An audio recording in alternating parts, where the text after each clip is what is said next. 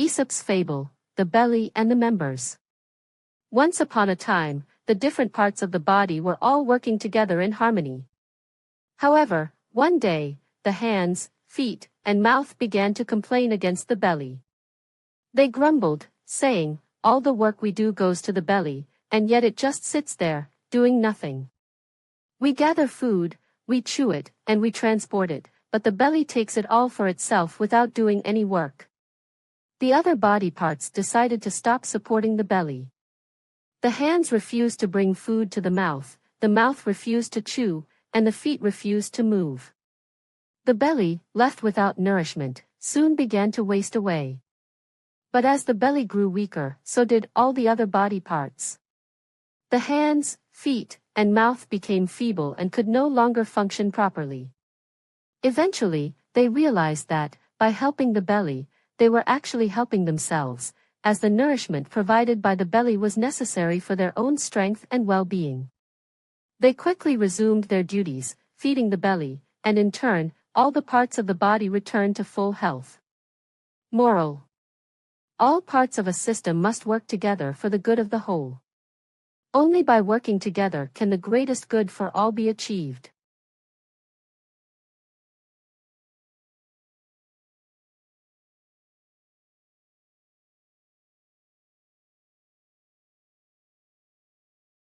The Boy Who Cried Wolf. Long ago, in a small village at the foot of the mountains, there was a young boy who worked as a shepherd. Every day, he would take the village's sheep up to the grassy hills to graze. It was a peaceful job, but the boy often felt bored and lonely, with no one to talk to. One afternoon, while sitting under a tree and feeling particularly bored, the boy thought of a mischievous plan. "What if I call for help and pretend a wolf is attacking the sheep?" he said to himself. "That would surely get some excitement around here." So, he jumped up and began shouting at the top of his lungs, "Wolf!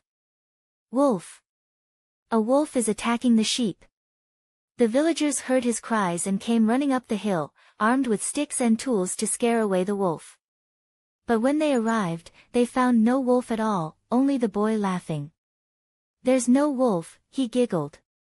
"I tricked you all." The villagers were annoyed but returned to their village, grumbling about the boy's prank. A few days later, the boy grew bored again and decided to play the same trick.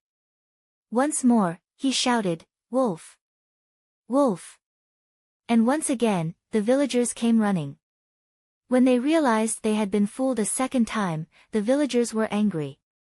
"Don't play tricks like that," they warned. "If there ever is a real wolf, we might not believe you." But the boy only laughed. He thought it was funny to trick them. Then, one afternoon, as the sheep grazed peacefully, a real wolf appeared from the trees. Its sharp teeth gleamed, and its eyes focused on the flock. Terrified, the boy ran and shouted, "Wolf! Wolf! Please help me! A wolf is attacking the sheep." But this time, the villagers didn't come. They had heard his cries too many times before and thought it was just another trick. The wolf attacked the sheep, and the boy could do nothing to stop it. Sadly, he realized too late the importance of telling the truth. The lesson: liars are not believed, even when they tell the truth. Honesty builds trust, and Ankh.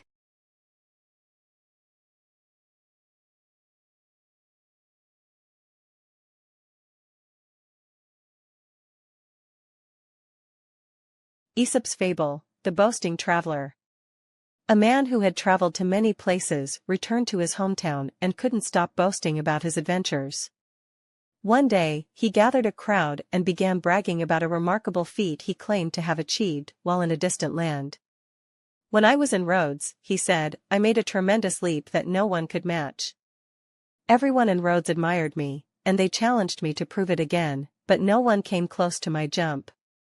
As the man continued to boast, a bystander interrupted him and said, "Well, there's no need for more words. If what you say is true, you don't need to wait for Rhodes. Just imagine this place is Rhodes, and show us your famous jump right here." Caught off guard, the man had no response and quietly walked away, embarrassed. Moral: deeds speak louder than words. Prove your